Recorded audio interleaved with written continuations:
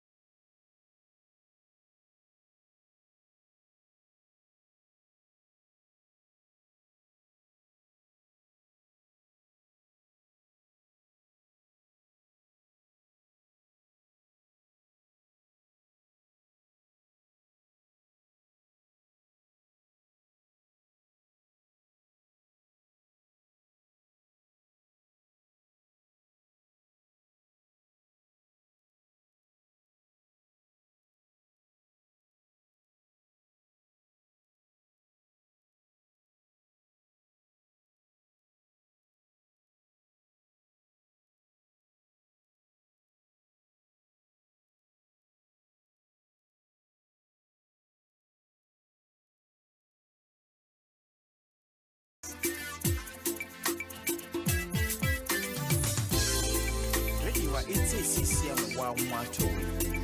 Oh yeah. Ready what it's a CCM wanga so wato. Oh yeah. Adom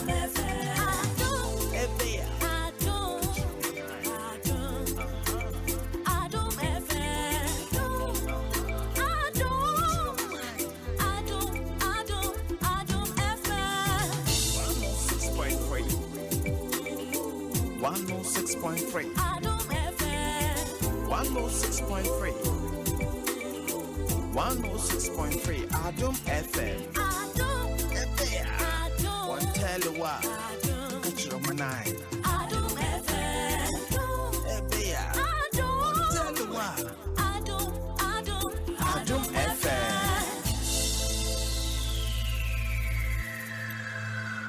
Adom FM 106.3. Only God can stop us now. 106.3 FM. Yeah! FM 106.3. Only God can stop us now. 106.3 FM.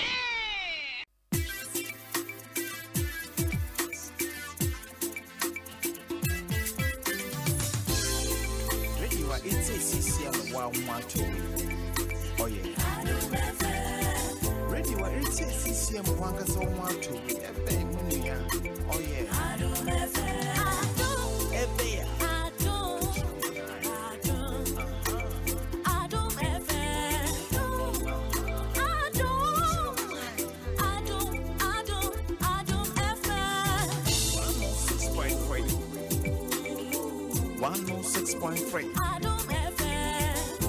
106.3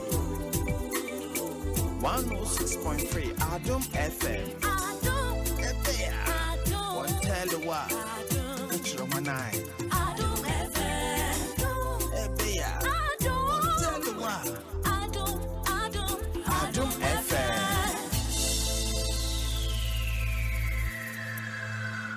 Adom FM 106.3. Only God can stop us now. 106.3 FM. Adom FM 106.3.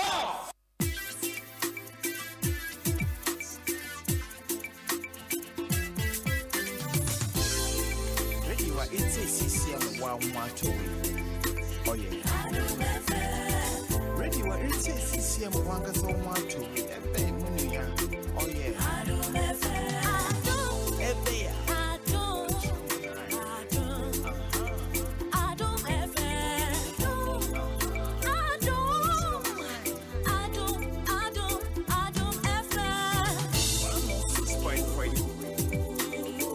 106.3 Adom FM 106.3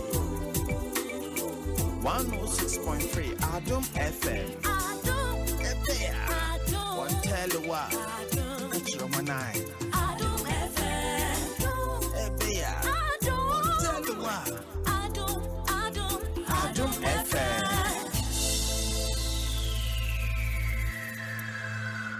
Adom FM 106.3. Only God can stop us now. 106.3 FM. Adom FM 106.3. Only God can stop us now. 106.3 FM.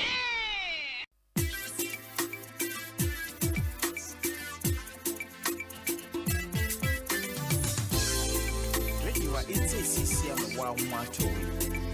Oh yeah. Radio it's a CCM 112. Oh yeah. Adom FM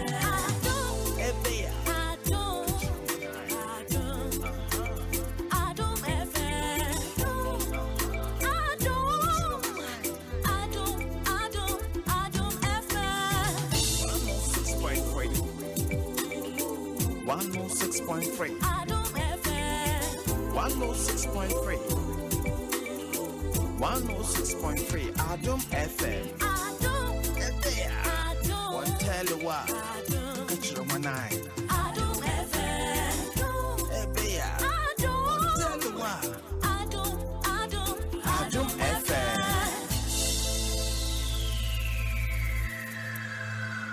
Adom FM 106.3. Only God can stop us now. 106.3 FM. Adom FM 106.3.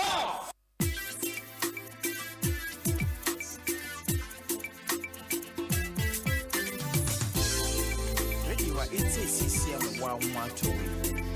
Oh yeah. Radio it's a CCM 112. Oh yeah. Adom FM. Adom FM.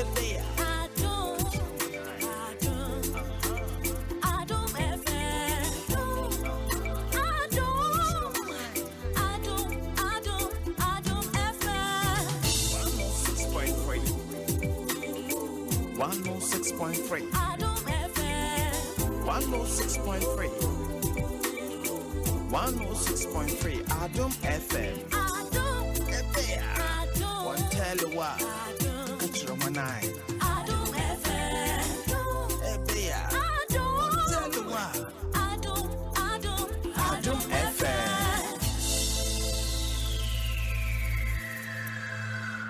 Bad Jim FM 106.3. Only God can stop us now. 106.3 FM. Bad Jim FM 106.3. Only God can stop us now. 106.3 FM.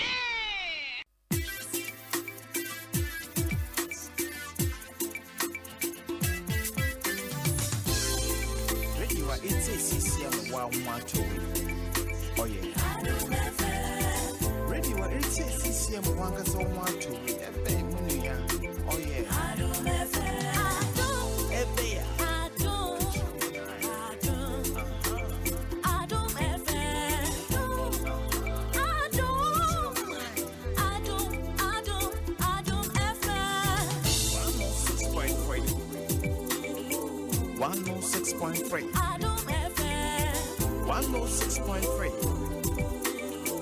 106.3 Adom FM.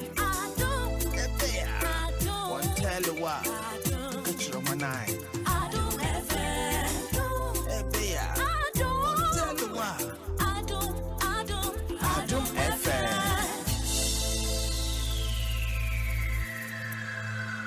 Bad Jim FM 106.3. Only God can stop us now. 106.3 FM. Bad Jim FM 106.3.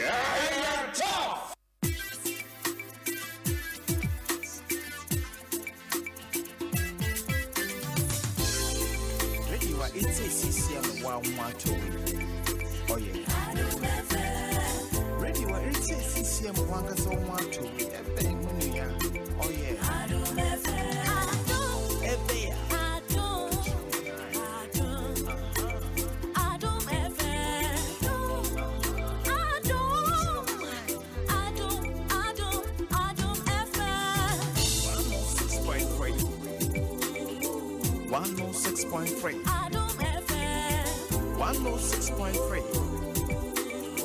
106.3 Adom FM.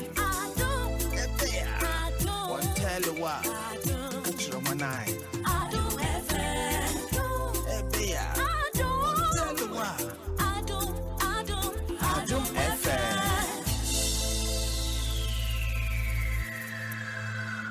Bad Jim FM 106.3. Only God can stop us now. 106.3 FM.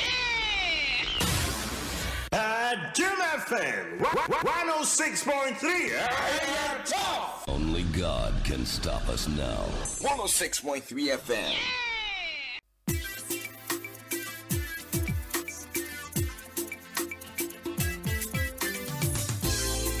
Radio it's a CCM 112. Oh yeah. Radio it's a CCM 112. Oh yeah. Adom FM.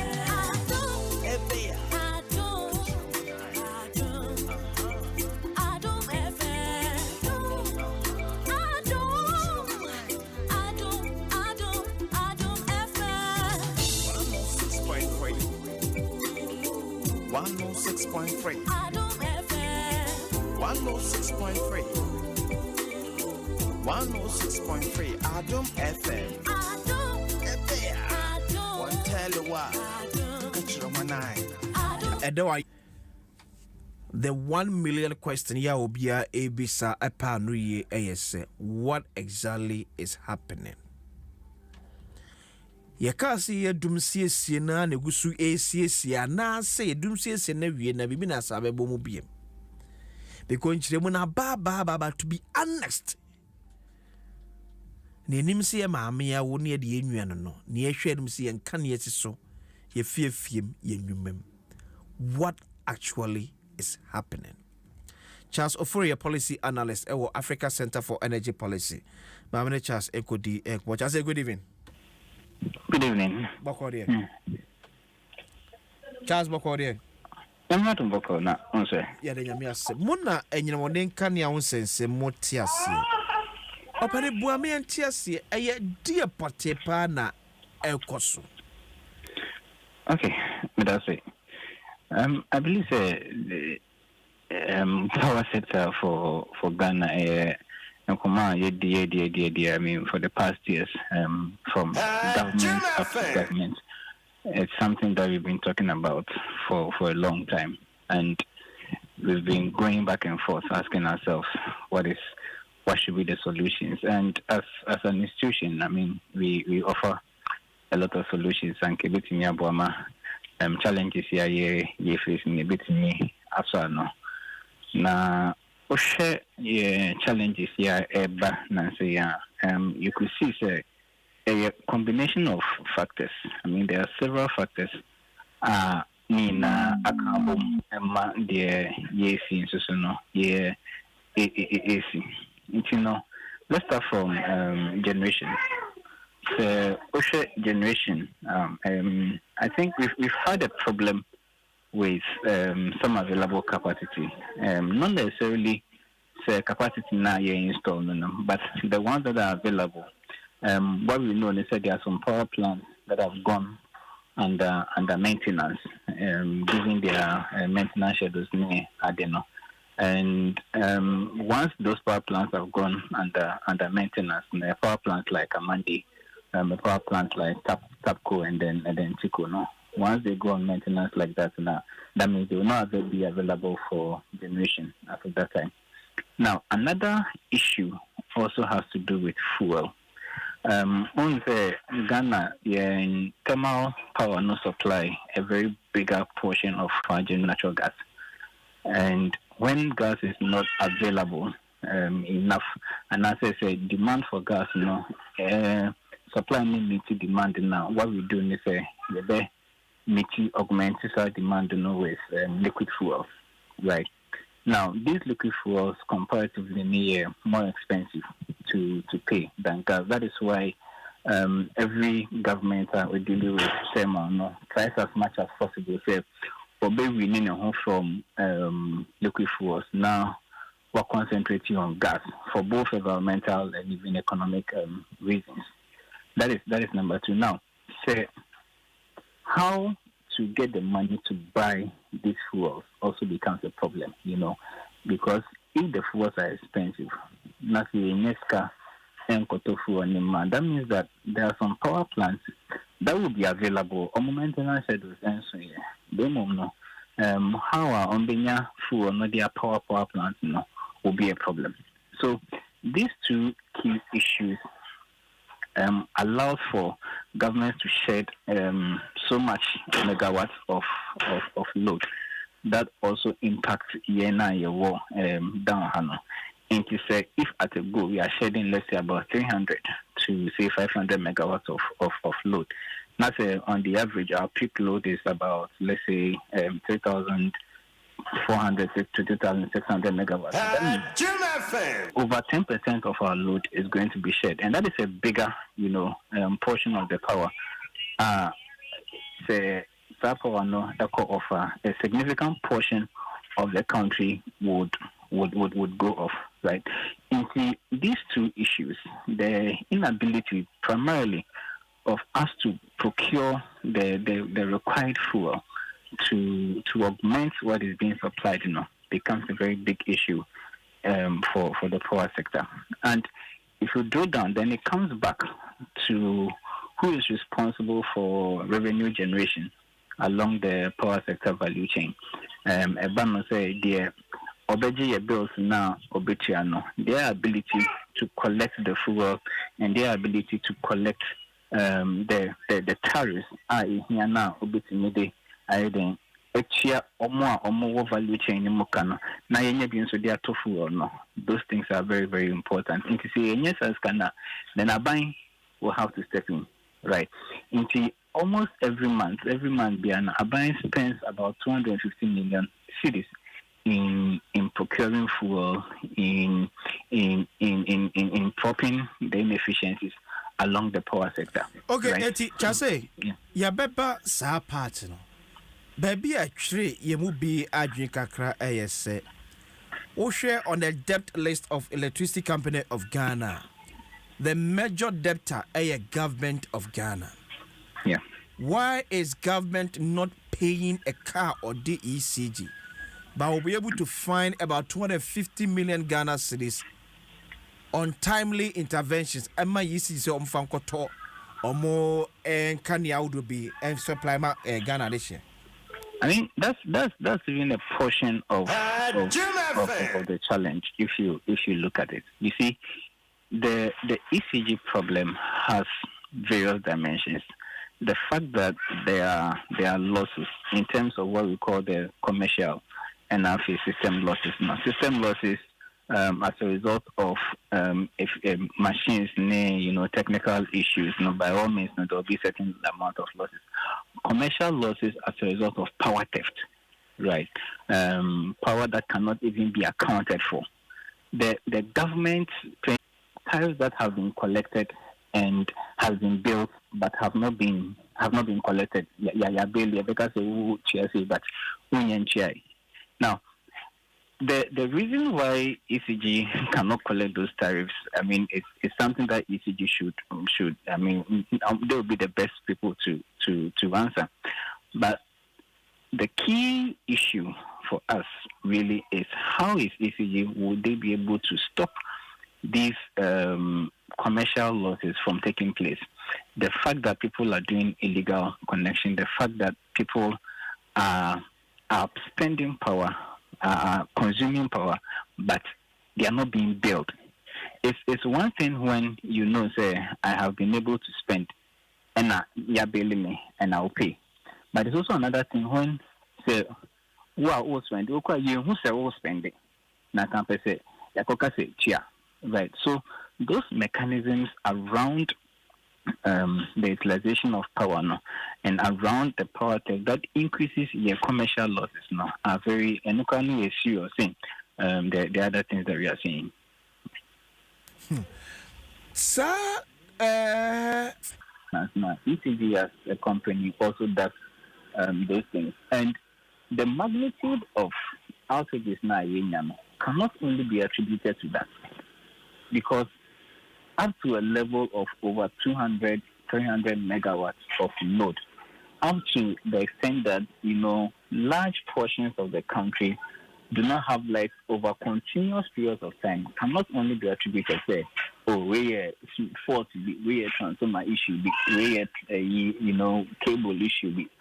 That would be too big for those localized faults. Are you therefore meaning, sir?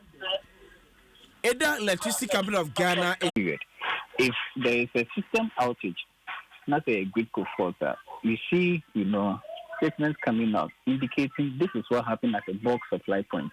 And nothing away saying okay, but not when the outages have happened, over the past months, consistently at one point in the other, over a larger space of area, and ABS at the same time ABS it's running for 12 hours, it's running for more than 8 hours and stuff like that. That is beyond localized faults. That is beyond simple yeah. It looks as if sir you cover PDS ebaye na yankanye relatively stable kakra. But the moment a PDS every moment sabedi the usual ECG for no answer no. We are revisiting a conversation you did about 8 years ago. Yana kefi se baby ani ewa na enyenti edijina so ese science anu abatono no. Enkaye mehumpo. But ende here we are.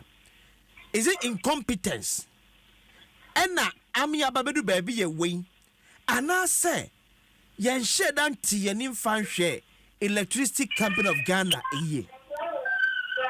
Government has continuously shown that abandon the management of the power sector as far as the utilities are concerned now. We've not done enough, and this is consistently over past governments, past and present, and that has been clearly shown that the issue largely has to do with managerial and how we are managing the sector and how we've allowed politics and management for take over the power sector now, right? You talked about PDS, and when PDS came as a private entity, we saw some level of progress, especially regarding collection and billing. Right. The only issue that came with PDS, not I was thinking was the selection of the partners and the transparency around the selection of the qualified entities. You see, just when you change local content policies to 51%, without any strategy around this, without any regulation around it, and you shut doors, to engagements, we shut doors to... Ufi said, yes, sir, revisit PDSBM. I think private sector participation becomes a very important conversation. I would say now, after you say, okay, a crime is technically and financially competent under managing your power sector. No? Governments have shown that it has not been performing well in the business of managing the power sector, and that has been obvious in the issue that we've been having. Government should rather play the role of a regulator. Now, on say, the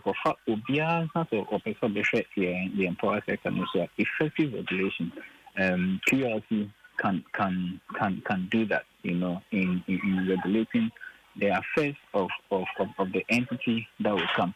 What we need is a competent entity.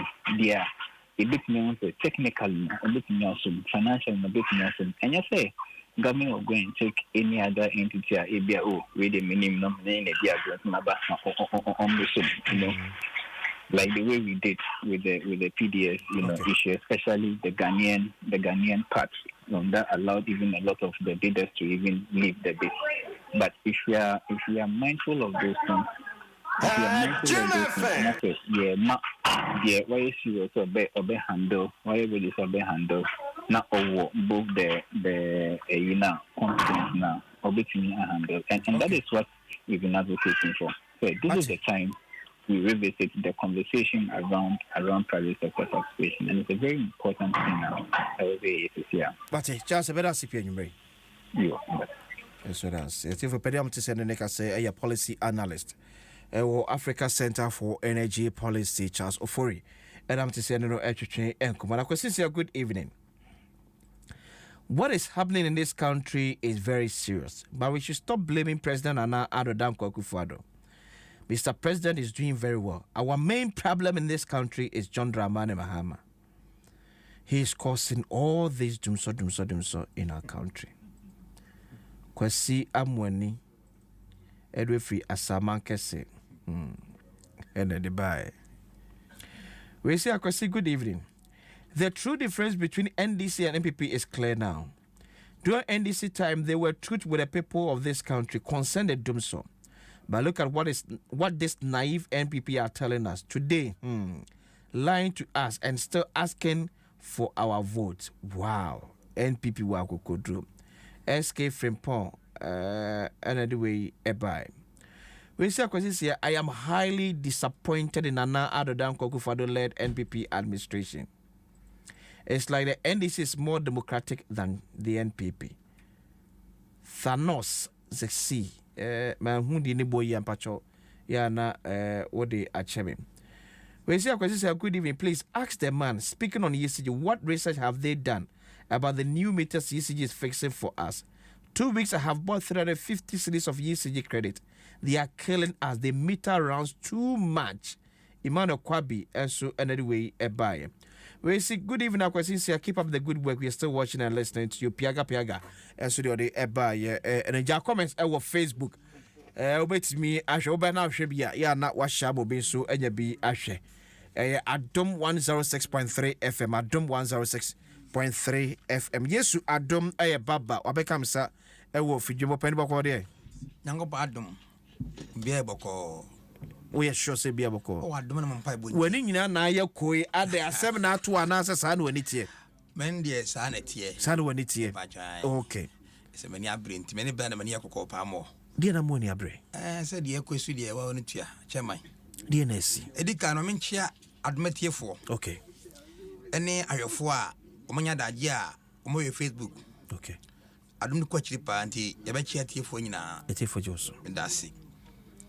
So I want to mean, dear Cosun saying, Yan Kanya Semi, de ye dwumai chairman enkoyi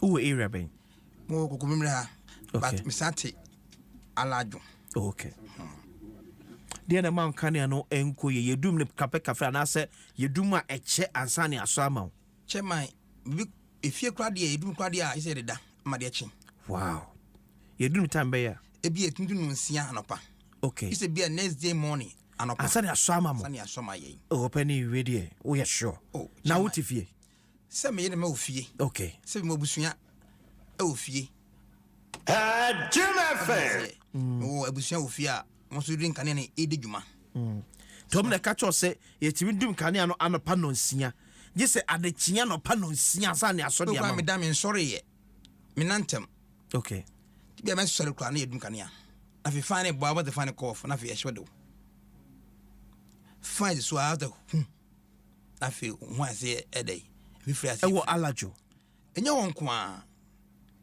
kwa bragosi se me ka nkofo a me no mu di dwuma na company na ba me so a je se eya na se bi ahometi pa me na dawo nye me nkwa na se bi ohawe me na mu em se Ghana de be bia obi a company nye me nkwa okay em se mo to bebre mu di bebre news ma yi na ati se ne nkan na ekwa na nsen de ye says gifo adabraka fire fa wadwuma mu se na kane ya duru affect wadwuma awoye medasi kane asem de chairman on se na babu kaze kane ye han emenipa kane ye han emenipa kane je se nipa oni kosua oni kofo a kan se wadusumu kane je so a na kofo a so bibia ye bia no so dai eko off yeah intimate sempanifo da sajuma no say yensa eda yensa yem omo hu yemabo na kane asem no ade potia ha kane ano omo yaso nten Jim FM. die ha omo amaka na eyesa no ene die kwaso oma oman no aso nten if say okodwuma no pa woyɛ dwuma na hwem yɛ mon kaye enyina yetie sabi radio esu yeah ebia bibu na asi a ɔmo ni nkan emma masonte na nka mo so fatu from sɛ o ɛda sei ɛbrɛ sei ha bɛ cough ha bɛ sei mo te hwio mo ma se hwem o generator mo bi asai na mo bi kura menua petrol na hwede goduru petrol hwede godu me kai bete mfie enwotwe atwom kono yeah na petrol fom okay na yesu sa de bia ba se de petrol de akodu no chairman uto wanga no kwa esen o so no bia maya na eko ay waste okay ento bera to petrol isa o twen obi ba anase bia se bi ba se uni light no ko obi fro ya light wo ti adwuma ye nyame nkwa adwuma wo minua no ma eframi isi me be ya obi fro ma samai Adom fiti anapa yen so up to now. Menu oba ya. Ofra nwumre ya say ofa no mo kane am say oba me ne fie. Ba dwom de kane adwuma but efie de me nkoye. O say me edum kane ofie. Amasamai obeye. Madaf bi alaji. Enda ba me chen o say kane de say de ano odin. Am so oni me ko. Adom ko ameka chimpen fo say mo hwe. Na de potia ameka na sem na hasa no mo ya so nti. Chemai so free efie ba dwuma no pa. Na ba dwuma na kane ni ho.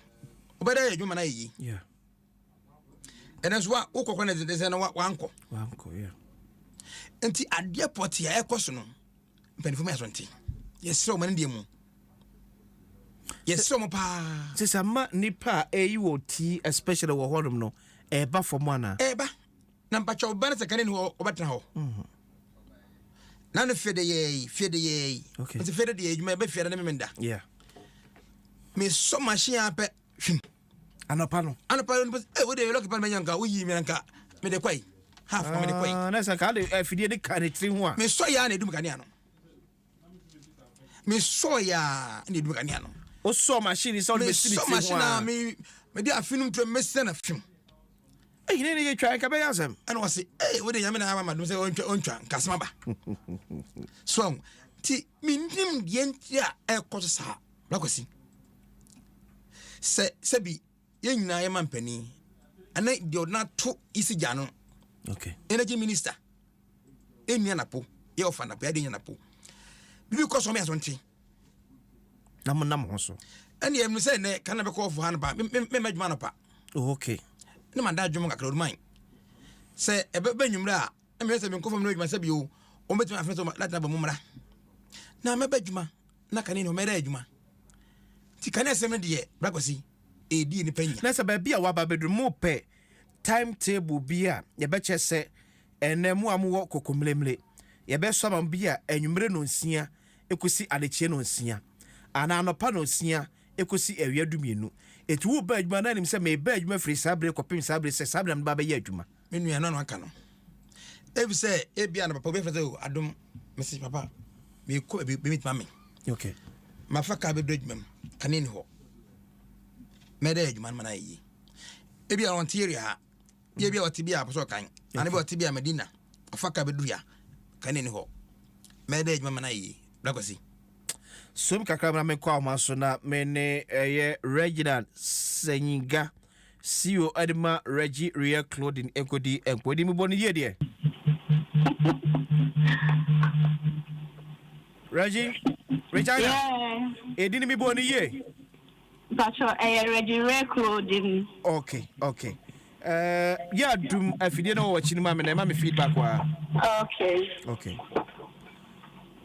Wo office metoka office no area be na say na kane adubandundum no how. Patrol, good evening. Good evening. Patrol, Mary no wo Ashoman Estate, Musuku runabout stores. Bus stop on Ayo, Kabinya area, yeah. Say na kane adubandundum no affect wadwuma wo ye. Patrol, Kanya dum no affecting the Juma pay, Kenken, and San Juma for no. Juma fan. Because light man, I used to be a BBR. But one thing I say, light no, you be doom na, and country, and so be share light no call off. My light no so call off, you doom na no past 6 hours, I did no more 6 o'clock, na yebe so. And see, Sana, Yansa, Eddie Jumano, Sana, say, Yaya, Adada farmer, your clients for no. Because we be sure to be a better idea, Echina. Time best way, say, we are man no. Light in the hunt, nobody disappointing the panel. And see, affecting your crime so because last time, it's Saturday, they say, no. Now, I was a Yakita torchlight. Now, 40 years, so now, Eddie Jumama, because almost so much Jadia, no, Eddie, a call baby. And see, affecting your so Momo dear no ye dundum yet we dum from time bay to time bay. Yet we do ya dum no 6 o'clock and pa I didn't know 6 o'clock na yebe so. It is to be a TV cotina a jumem not the whole day one year maybe as house refuge. Debbie it's now ho ye da na why she sa yet now sa na dia sa na ye coffee. And so that time no me sa na nko for so be je omo ni amafe ye hu ne ye. And I want to say, young to me, you so a kind of brand because I don't know. So, who you saw, I Juma Mobia. The Scania Muyagging. And you know, who got top petrol now, the Juma, but charge according to a kind of petrol now. I don't know. Lipanos to be on this coverage with the Atria. And yes, I know a hard gin baby.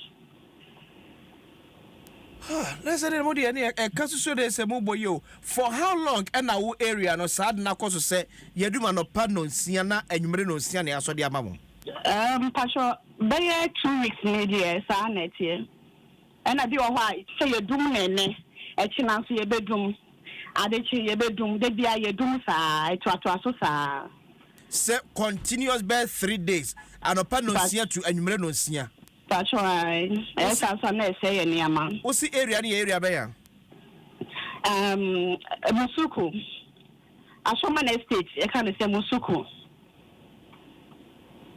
Hey, Bamudia, Quabinia, I can't say area home. Mumudia, minimas a no deal because mentioned on TV bisa set continuous 3 days now and upon no sia to be and no say I know Diana. To me, almost to be doing Oba say bia baby so kakra bi na baby wo ha na mo da so mu sa ye ntimi nya kan anya adwuma. Sese wo kwa adwuma ya na te wo sen. So wo kwa adwuma nse bi wo ho na se fa na se me ba adwuma mu a me nya light anya adwuma na wo se bia metina fie. Metina fie na me hwe se bia obi so be ba onim se bia light ni ho. Nso ba be hwe na wo se obetima light no mo. Nso na wo se obetima shop work am po se dey tie no container ana se bibi sa na eho nyina ehwehwehwe ba so utine mu sa ha Martin Reggie better sip your number ka so me da masipi AC Regina sayinga CEO de ma Reggie Real Clothing opam enyema ose wo Ashoman Estate Musuku na itimi duma mo de continuous 3 days anopa nonsia to enumere nonsia. Electricity Company of Ghana minim no kra ewo we mo de but if the sanity there then Adom ehu pa blakosi na wo de no so to so se sana kule me pacho mama me coast of one na me so mo so na me sa coast of one so mo de so etise because mo yi tremponie na no mo makoto nam de aba begu fridge mu a twice 3 days de be hu pa de ama wo mo se continuous 3 days anopa no sia twanwe no sia ene so ka na de ama de a ene no de enam na pro aboka so alternative NSA say this situation maybe odi so no for how long na atwase anopa twanwumre sa o ye body enche na fie okay ya de enche koko bebe de enche sa de enche ye no kra de okaye yeah by fie de ene etuam etibi tuam best na say be 2 days no wanya atos be 2 days but 3 days sene emi nuaba ne kan no ye ho de bi a 2 days and 3 days de otunya ne sa na de kra ehunu se brakwasi moto credit kra ato bi a la 50 Ghana no ye twa bi a e balance for 10 days for the neck off get nasa I say bi anema wo use nitia anema e balance mi su chairman e bi a use your condition if you come to select fan if you use washing machine there be me use washing machine fi e bi a fan enya brand new oh blakosi mi to kra nche ukota ya twese bia e be di be na otwe bia 10 days any estimation but me de na me de kusu ya den say sama ta mo say se me tono nti na me su na se na me kozo bi me ka ho ye okay le de me ko ta be se na enu na asa and I'm say e bia wo se no jam kola na ofie no nko school obi ni fi nko school afa na kwa makwa be fi anu kwa ba metim ba dwumam ana wa me ho krum to bi ni fi yes also yes area wo o se ndem wi ache ani eno kre se na se liga form ko chedo so yeah ana mo so area yen ECG for no oh chairman na ma toilet o se na otwe na nansa o wi ame the brain makers and yes no ntimi mfa nya sa calculation no chairman yes ma toilet o iron min to de odwum na fie if you to de once a day send me to etunye go once Sunday be etuto wo yi niam nyina no ato no once me man tell me to school me to ma to no ka so mba no ane to biem mun so iron biem until the following week is a Sunday never to entare me ntwatro se be mi o sabakani me twatro ha na me kura mo se bi mben kan kure o di ase ma to light what was the light what we it last for 10 days okay na nansa asa wo wi ame that is why I do light ka ho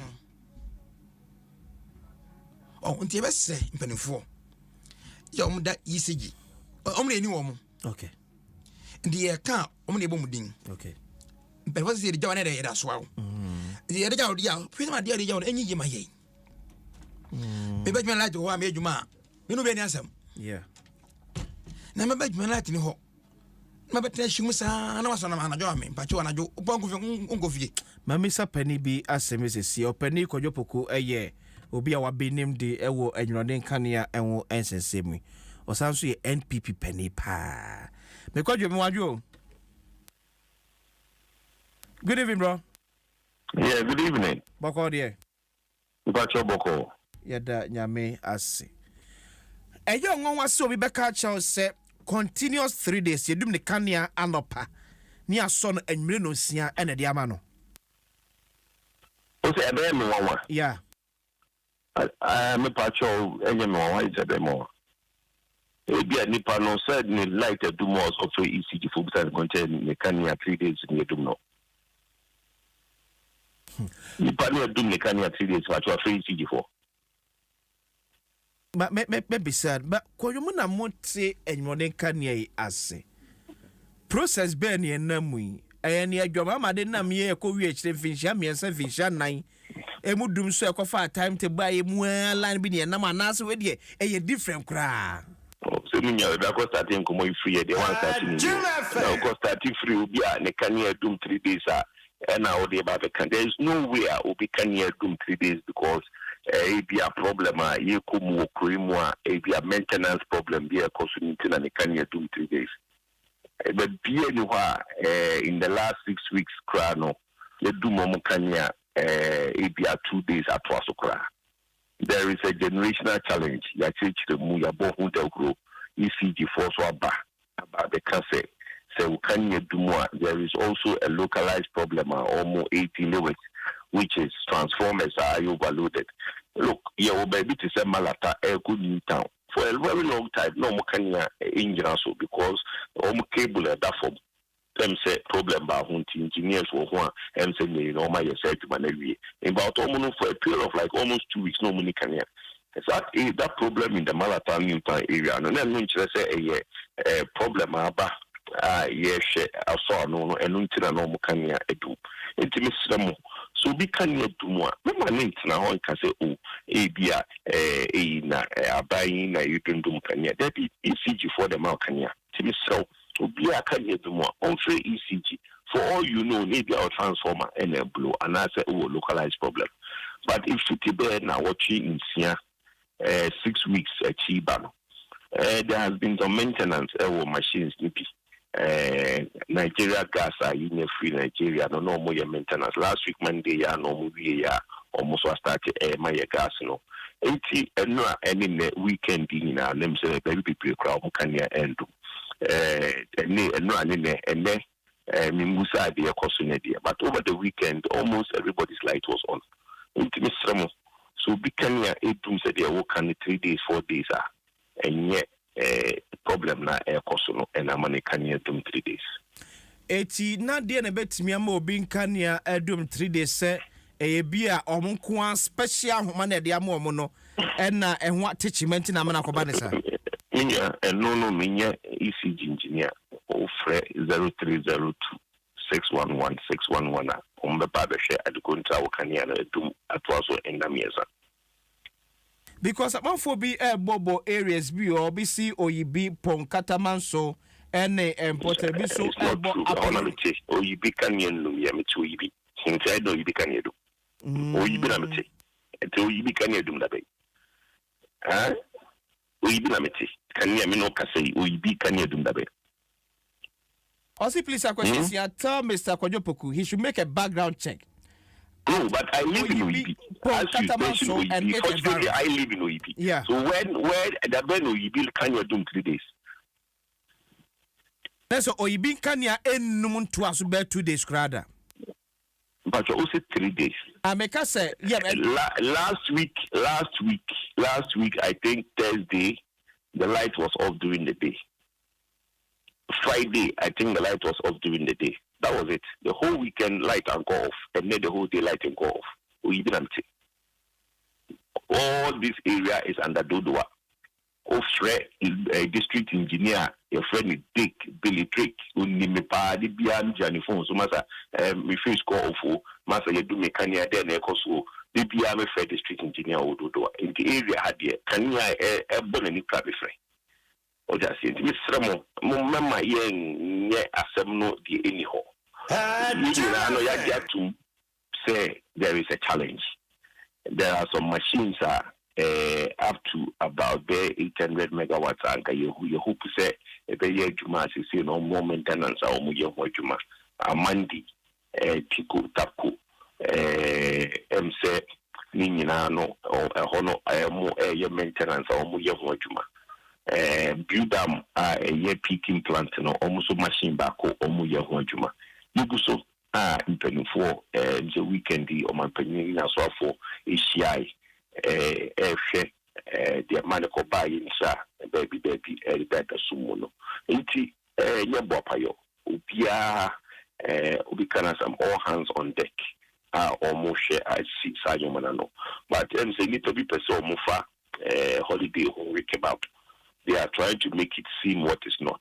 Lights are going off. Nobody is disputing that. But let's not mention areas where lights are not going off because unfortunately, where you mentioned, that's where I live. Okay.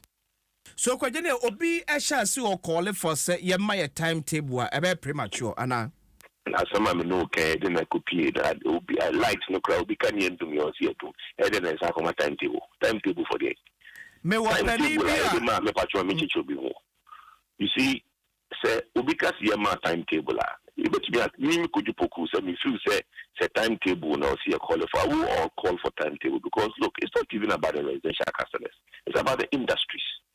Okay, people who run shifts, people who know who go bedjuma normal workers aba si bedum kania why would he hit at the top and workers aba the make out here enti aban no ebe twene sanyo no obi otifi anyum e okufi ozo my timetable na me kofi me se mo kania na me kania that be omo if workers bedjuma na the whole day we chia omo ka bro metena ho mo nyehwe enu ntina ma 2012 to 2015 in juma pigu ye no because people were going to work not working and workers no also juma chia workers ka enti that time no there was a need for a timetable because also ya no pa upe kanya ni ho enti ye lu baby a ye be discuss timetable asem but my point is that problem na wo no say a deserve timetable me Kojupoku, I will be the first person to call for it. So as we speak, the problem does not demand for a timetable.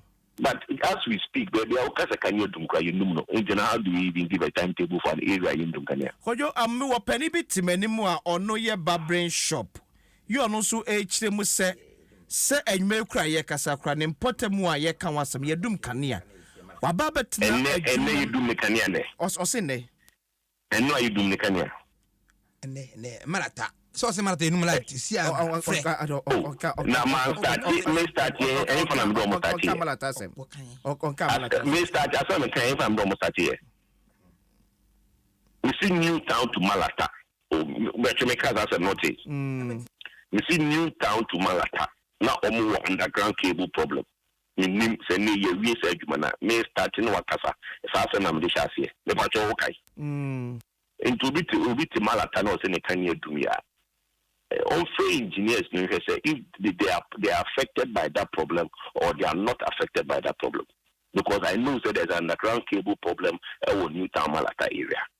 Kojina se ne wokai de na eya kamia say ye han ni aka se me na kwakwase ye kan ye han ni me nyam pacho obianka se ye han ni but unfortunately all the examples you've given no happen to be examples I've been choose there. Look, Kanya Edom Obia admit say Kanya Edom, but the main can say mema yen no bibia anyhow. That's all I'm saying. And Kanya na Edom no, we've all apologized and we've all said look, the government and its engineers are on top of the maintenance that is going on. Yemfen Epu, Yemfen the Easter. Yemfa Dumsoi Engra Epri. Well, now me Kanya do me friend Kanya do to me say do so. Me say ubi Kanya do money Kanya do. Okoka do so ubi ani do ati do so say. Is it because of the political tag na mwaka samdia man intiana? No, much of me I have been having these conversations for 12-13 years. I don't do those kind of politics. When it comes to energy, I don't do politics. The issue is that so person can cheat. Now Kanya do. Now can you so that was a friend doom so there's no problem with it but dear word back no ain't meaning your maybe pray in pimpi no ya ukoka you didn't come be say na so because could you doom so na ba it means that they are not talking about the same thing now whereby can you do now can you so because if we are talking about can you do now can you so dia same call baby Ghana high tea if you come and come address with the men the bia will be can you do we can you so but obi ka say asan abadia let say bibi e ko ye bi no and all ka say aba. That is where I always say mama, let's have a good conversation and leave that word out of it. Could you better ask me? That's it, Koyo Poku energy expert. Namote say no. And common my main ready amount for messages kakra and salama saba Adom honum. We say see Koyo Poku. It's hard for NPP members to accept that there is Dumso. During Dumso under Mahama, did you tell us to shift the blame to ECG? Didn't you blame John Dramani Mahama? Hypocrite. Thanos C. And anyway, a buy. We say, I was say, please ask Kojo for me. Does he work from home? We are tired of their lies. They should spare us their so-called expert.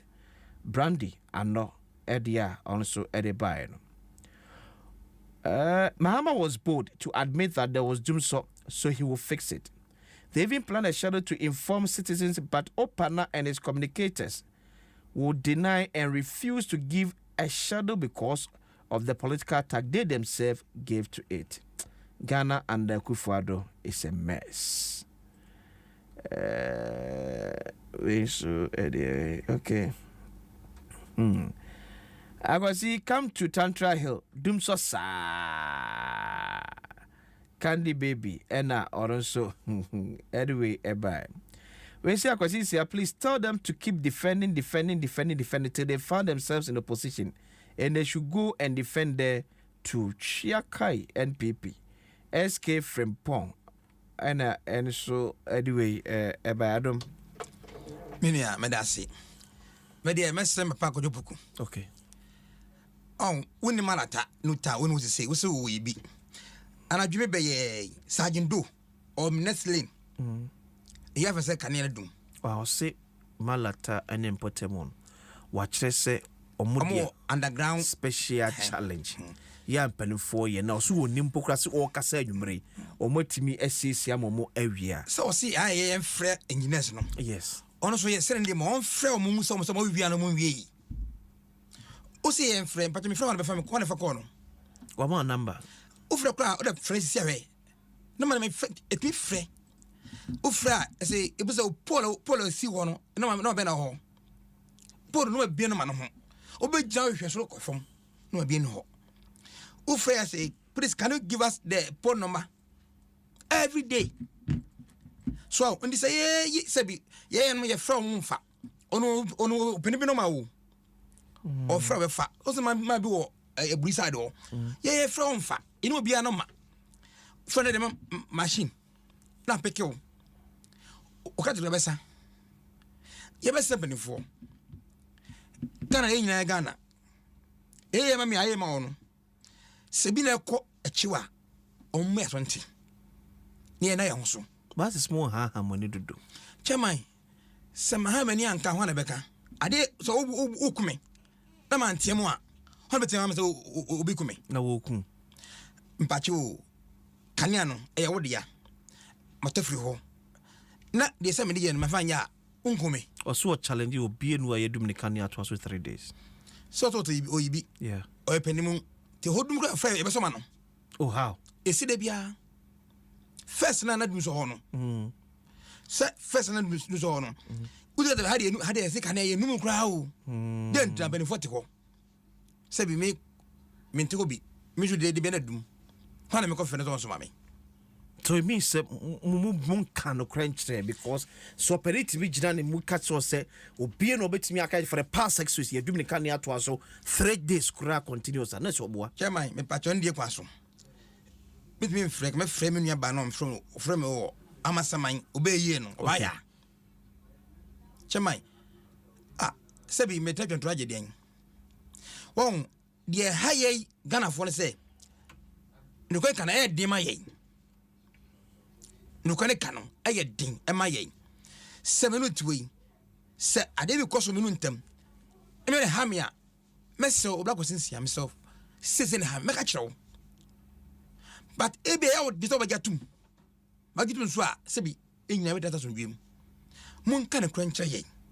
Say seni air coso. To me, a break a crack.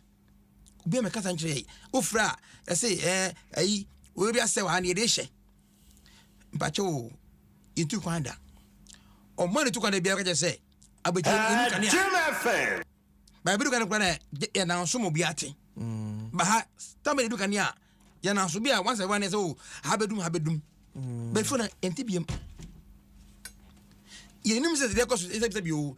Ebi opedin funu na hye be su sabotage so omunyai so bishop baby no sabotage aban ya bacho aban atwam no ebi koso bebre okay we so koso ebi na mpanin funu bi hyadwuma ni mu eno mo kan yi sigifo no thank you okay so ebi bi ena yesa omunyai na gana ese gu ye so Some Kakamane Safia Abdullah Ekodi Ekmo or your hairdresser. Safia, good evening. Good evening. Boko dear. Adom, Namose. Boko, also the Anua Hefa. If I shall know any boy town. Send a holiday you num can answer.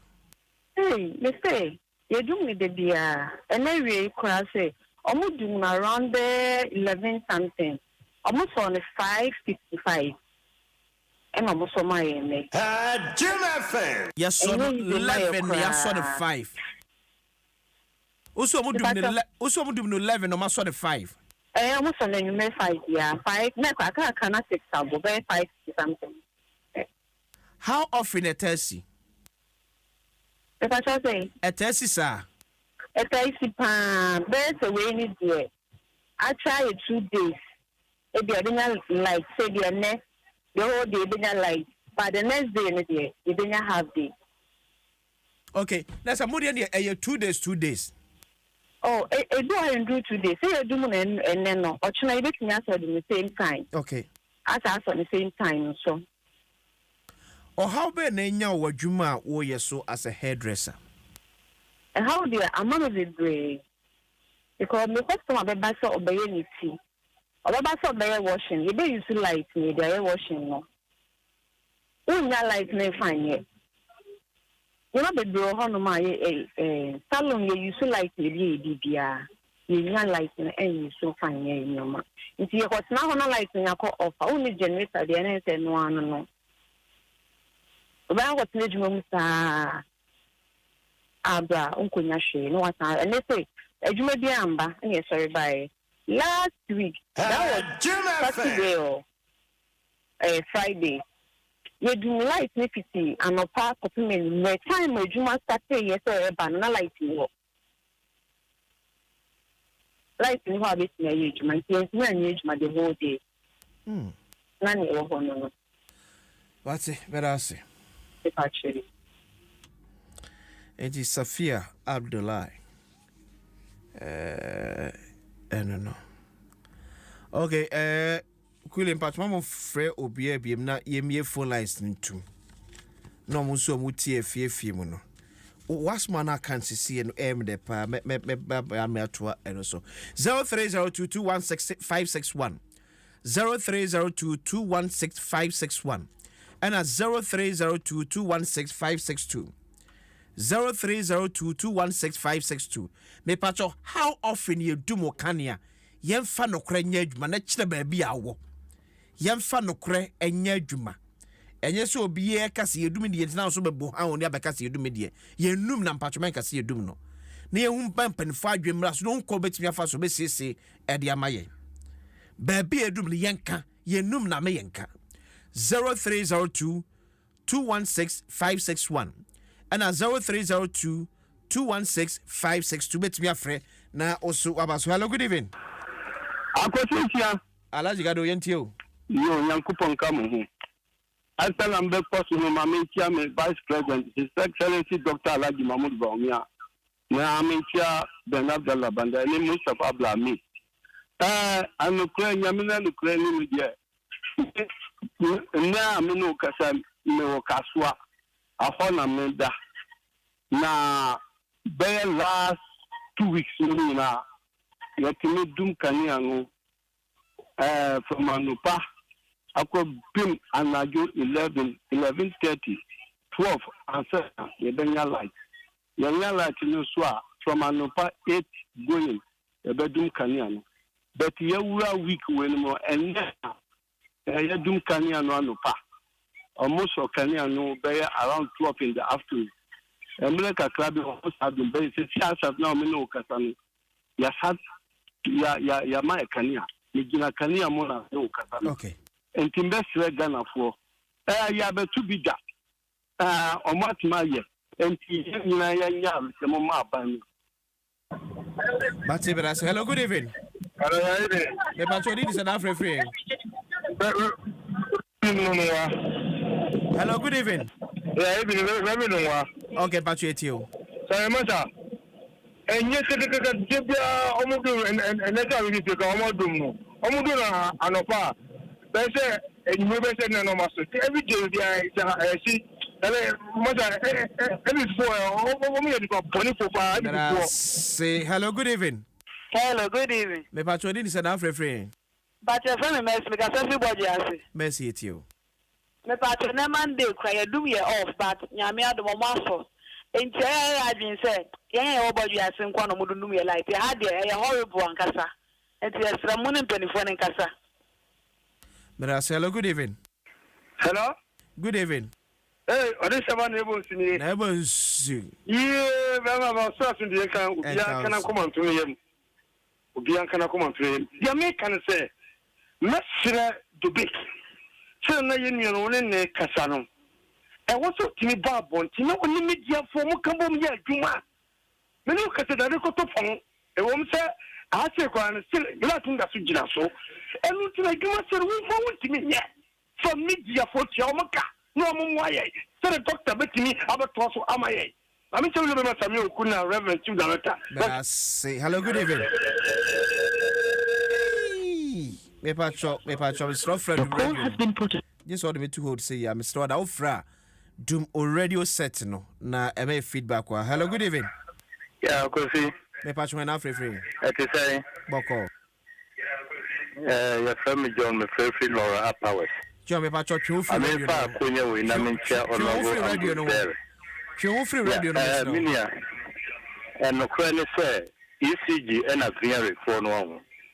They be almost hakaska because obi ko chain light sesia poles number of poles are on charging cables obi tua no easy enti ye tua e wo say yenya your services what I say enti yen kam kwa no na omanka ho ye dum but we say men koto ma ba ma ne ndc kai baby da. Hello, good evening. Hello, good evening. Yeah, evening. Apa the patrodin is an Afro free. I'm in the offer K. Offer K too. Yeah, I'm a free doing.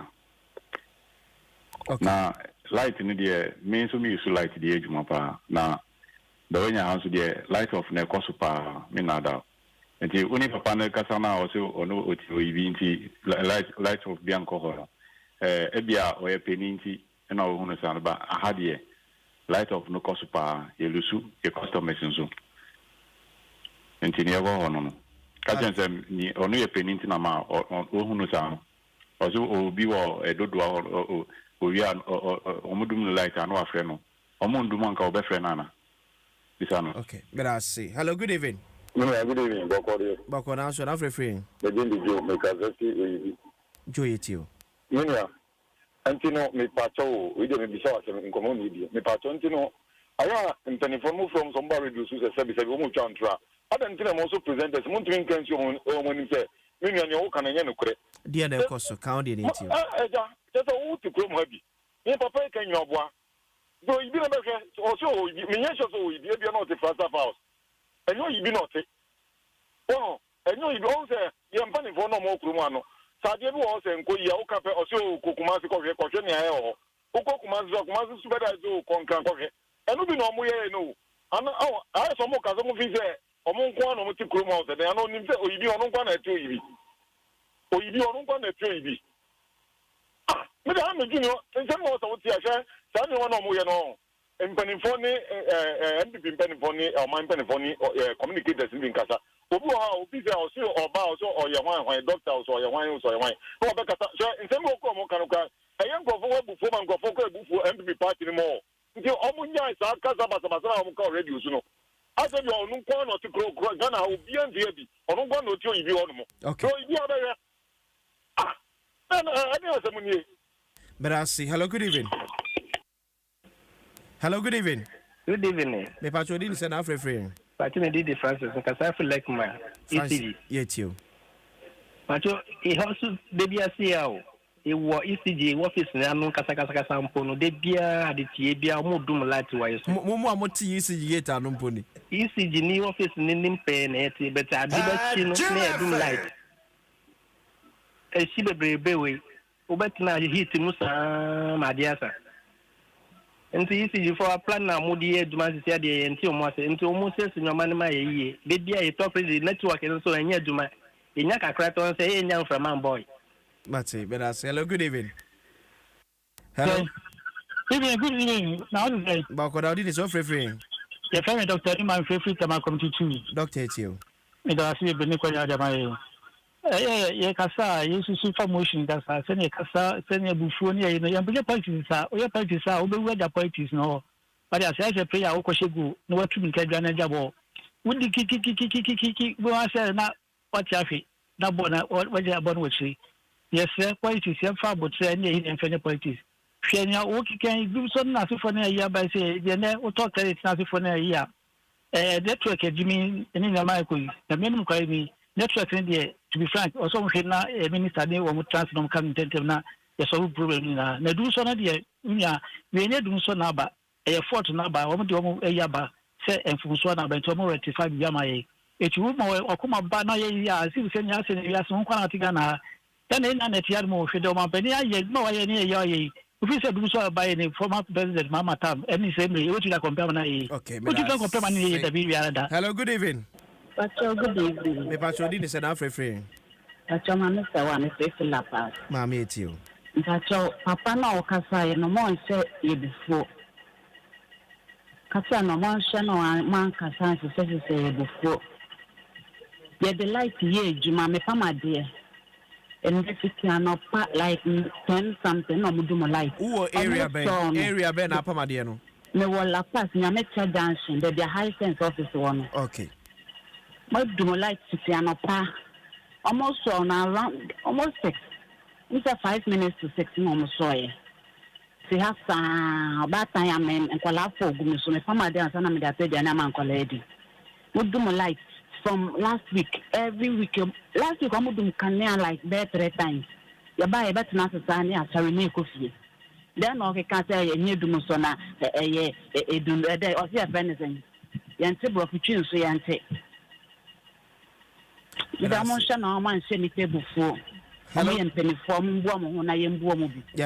good evening. Hello, good evening. Good evening, Kwasi. Me patro didn't send after free. Medi Ike Mikasa free mahia. Ike you. That's it. Me gidi se sabi yen people for ni bi ba no mo kata ti se de Ghana no mo nkwa no mo ti Ghana. And then how much me wo mahia de be chin fa for kokoro mo dum kania. E bo be 7 no mo so ya nwumre ka be se ka bla jiri be se 3 something no mo dum kania. O be se program ya se be ni nsu ya no mo so kania na mai. So what ya se. Then the wuduma de na wo so ni e fa ni se nye dum so. Ana mo de mpese mo de bofo for de kan wan ase de o mo hu se ne da se ni hu an ya se ye tama ba ko wisi wadwuma ne de ada se night ani akwa ye adwuma so mo so ma night ani akwa be he o so kan be he de kan ase bubu ne kan na ye bo na ba fine kurenti mimbo ade grazie. Hello, good evening. Hello, good evening. Good evening, brother. Me patro didn't send after free. Patro from Yefu. F80. Yo, Inia, Yadawasi. Kaka Jami Pese, the Canise, not Kami Pese, Obisa UCG, man, say, and he almost a movie. Me paso Efo. That's it. Efo. Hello. T. Onye adwuma o UCG. Why? Oye energy expert. Obi a wosua no wonim de ewo enwone kanea ensem so onye adwuma o UCG. Hello. Yeah, good evening. Let me person be sa brother na man say. That play no be we are dey. Stand na phone na say. I dey what you be say. Wow. no no bada mu be cancer say no mu yes ana e ha Ghana no no su kakra de ni person ni kan de mesre say adino do say adini hadi ye nyina ye em say hadi but adino station mo taking political panu na o zagreti sa adini ye nyina ni say nye no no so we adini ma yes say afi o babi ama bi dia do election ti e bi so ye sari ye so ye kan sa o dum so until the cities when they so mu kafa o mu trawo. Hello, good evening. Good evening. Pepa Chodi ni sana free. The friend me pick me free afi nyamata eko. Open it you. Hey, this time dear. Do so no. The honor the west. Acha 2 days be ebe call. What's the area by? Afi nyamata eko. Afi nyamata eko. Okay. Acha 2 days be na mpacho papa na okasa no. So ahoma so woni mudodo. Oh, David.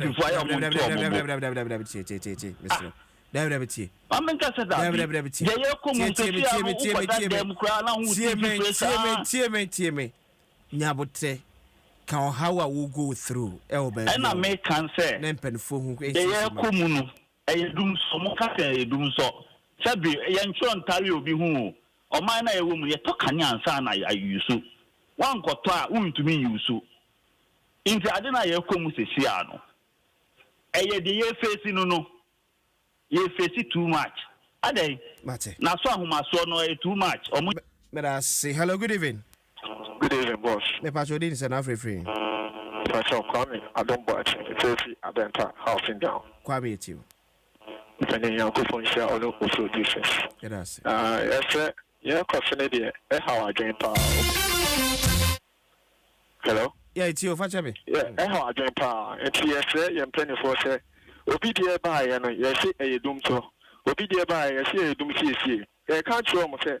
Among government, won't to me and to Jessica Nipa. And our mindful, all the NSA, all the good policies, Ebe Banabo or mindful, no matter system riding, Akoso, Etumpo, and you are saying good governor. So we are expecting good governance. Yes, Amambo Papa, your leader is one thing. And we see, yes, electricity, won't provide them or mine, not yet to mean Tiaka. Now, yet to mean electricity cabo, the dending, yes, sorry, every day be a na yedum light. Housing down high, you want. There be almost light opening. There be almost light. It's yes, Romo. Adenta housing down. There be a doom light. Yes. Hey, hello, good evening. Fachabe. Hello, good evening. Hey. Munyi kunkun mame. Hello, good evening. Hello. Okay, that make how say club the beer the no club. Beer the no club. Mr. Ada. Efritete since 1931. Ena ya no ma babesi enede ya meno ekase. It wope beer papa panum ya unya chire how beer a club beer ena make up for the amount. We are a adjusa no ubekufi na so shoe one part of maybe more light. Netoba kwa actually. Hello. Yeah. Hello, good evening. Good evening. Opari Pacho, we didn't say free. Pacho, Master, when I say, Mr. Unim, there be Dumo radio set na a bell na feedback no ano edem pa Dumo radio na a bell no na feedback no ano edem. Mr. Clabia, who are unyan fish yadu watching untimi enum bi. Sounds no bapping for Mr. Enye Mabenum Swa, Yanum near child. Club. Be a dear, and any club. Hello, good evening. Good evening. A patrodin is an Afri free. My perfect tama. Okay, patrio. My boss, don't send it there. A wahifa. Oh, a woman, when you be. Bamba, Mamma, a Ghana for ye, no. We put me this or there. About TV station and then radio station. And I walk at the doom so or war walk to fuel. The way more force, more put pressure there 1 year no. Say timetable. And I've been one chance no. Mamma year there more year equalizing today NDC for walking in work up NDC work there 1-1 draw, which is very bad. We shouldn't concentrate on timetable. What was solve the problem? But it's teaching now 1 year timetable. And then Uncle Fupin no. what's what you wage ma penifo but what's what you wage ma still when your timetable and this if na wo push the agenda no na mo journalists or them hu because and this time no na serious one can some promote so generator 24 hours but this will happen like that. Okay, but you shouldn't think about when your timetable. But I say hello, good evening. Hello. Yeah, but you didn't say that free. But you didn't the quick to make a specific transfer kuti. Quaquitio. Eja with the message with the me and the MPP, but message. Meno can say many men in Accra after the Facho, Nanado, Messre, and nothing I don't mind. I shouldn't say. Messre, oh, Ghana for Moboka Kana, on can't easy for 1 year, dear, be more minor, young one playing. It's Panicho. That's right. That's what I say. Hello, good evening. Hello, good evening. My patron is an free. My patron is Brian. Brian is a free. My first year then housing down. Okay, Brian, it's you. My patron, me of system, my whole cassette is here. My patron, and this time no light, no net. Hona yo umudumu so mpese Ghana for days no umudumu na anase eno so na problem na ho intino we nipa ba ko ono no wo adan for problem ba ye e ma o solve inti light no edum wo kan edu tam say the problem so about the service edum say Ghana for kan wo say em me en kan say me kan ni sidie no won on say kwan e chat am for vitra wo say kwan na tenipa o contract wa ya di o but ye chop on the cow down. What's the contact? No, what's the new Juma? And you mean many of them, AU. Mama comes light, no, next generation problem, no, and you know, a so time, a hot time, the Satan, a couple of Nisa, you might be machine debris, the buyer, the book room, and before somebody say, electricity require no, and this is generated some of SSO, you know, lighter, your SSO, will be a generator, SSO, hello, good evening. Hello. Atia Faso. Hello. Hello, good evening. Pastor Udini Sada free. Hello. David, wow man. Hello, good evening. Yeah, Pastor Udini Sada free. Yes, I shall come across you. And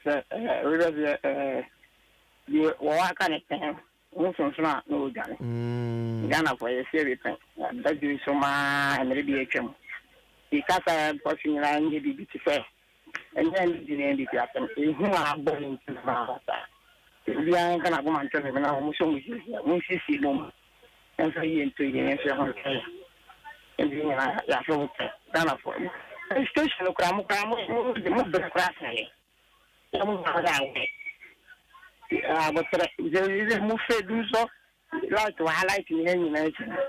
One got some way away, you see another boy. So I tell them, time is not in a home. Hello, good evening. Hi, evening. My patron is an free. But the family Emmanuel, Mr. Nobody, I will Kubudumasi. Open it to you. You, Midawasi. A summer mocha send a doom of them solo. You do so, you ya anka, you do so that 4 years, no light, no means also. Well, in penny faba out, I'll be cafe, 4 to be that bar, near but you know, for so and this woman that's a bit piano for so by Senna by ya, then make guafe, by shall allow, the living guafe, I'm a best of will be Biama Ghana for, without Mr. Beras, I'm a fabulous caller. Good evening. Hello. Good evening. Good evening. A patron is at free. I'm Patron Family Gideon, because I feel my alarm. Curiate you. You had to move light on a power way, and you may, almost saw it. Or move light on the sun to say, when you're waving light on off and on. Mate, Merasi. Tia simple for Munya, even for my and your man queen, yeah, brother, a Juma is through. Oh, the edge, my baby. May I order? Okay. We light. That's okay. Very much more. Hello, good evening. Hello. Okay. Wait to be for offer from BIBM. Adom. Minia. Yes, sorry, yo. Sinana mekano. Messe isi jimpeni okay. Odi me sada me ba wo si office senkrofobi na sabotage adena omunyai that's ECG adwumefo no sebia obi no hye bi ena nipa body sem sebio on pese o man be kosunti okay tembia na omudi boni amede champagne fo no e be so man de kwaso omunyai e se nwuma on dia butuso obanya katua wo wa wo de lat ne ye odman so sebo hwa busua okay on the idea but na so kakra beto na account wa wo de lat so ye wan ka wadman so sebi wan kwa ya ho na choka yeah ti e be sempani fo wo de o megina o man gan ni nyina di mu esre isigi fo mpani fo mi so mutie pa na dwi se o mon ko fo no hye bi no mo di sajuma na o munyai na de obe bia no eda wanim uvisa sebi aponchi oye ne wura eba ho wena ne hunyina re editu meso mo no munyai me de yanka pasem ba ko pe e twato mebusam eti edonumiensa proverbs na okay yes ni nchemu edonumiensa osi yanto no kre okay na me yanton no kre na nye yedia but me yanton no kre no said ye ton japade there be yanton no kre na me yanton yema no kre enye yadwuma enye nim kan ade nyina mu yadwuma ye ne fa no kre die enye yadwuma ye no no manga na koswa wo be koso Bible kasembi Jeremiah 29 verse 7 osi yam pe krono iye die na mu na yesu be di ye yam pe krono etimasum dwie mu na yesu dai asum ba dwie tie be se o man etimu no yam toye ne a yam pe krono ye di first ni pe asum dwie ebe ko tiele me kan pa kwasi yempe o man etimu no so man gani wa woni ho mini wa gana ni ho ti o man mi timu no se me ya bro I saw man me na me se me ho Ghana and say wani Ghana woni pa na ti woni Ghana wo ni ba oti kromi woni Ghana no se Ghana kroni ho a woni ha enti tambia oti kromi so wo seku na kaza wa na wo se ho Timesre obia we adwuma bia no oni kampe kono timu no ye die emu no bedi ye on be kono timu na so dwie emu na so so medwo me do manga na se Gana so do ase me da ma se nyame hye nyina nyame hye amen